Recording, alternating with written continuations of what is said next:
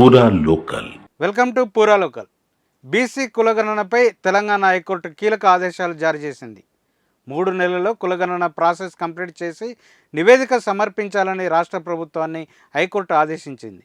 కాగా రాష్ట్రంలో బీసీ కులగణన చేపట్టాలంటూ బీసీ సంక్షేమ సంఘం రాష్ట్ర అధ్యక్షులు ఎర్ర సత్యనారాయణ హైకోర్టులో రిట్ పిటిషన్ దాఖలు చేశారు.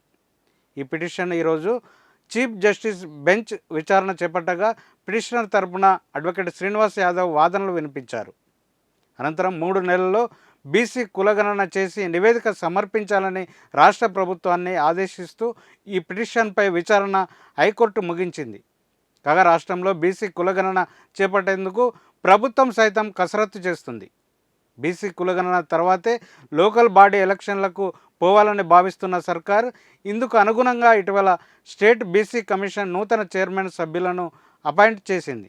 కులగణన పూర్తి అయిన తర్వాతే స్థానిక సంస్థ ఎన్నికలు నిర్వహించాలని ప్రభుత్వం భావిస్తున్న తరుణంలో 3 నెలల్లో క్యాస్ట్ సెన్సెస్ కంప్లీట్ చేయాలని హైకోర్టు ఆదేశించింది. ఇది ఇప్పుడున్న అప్డేట్. మరిన్ని అప్డేట్స్తో మళ్ళీ కలుసుకుందాం. చూస్తూనే ఉండండి పూరా లోకల్.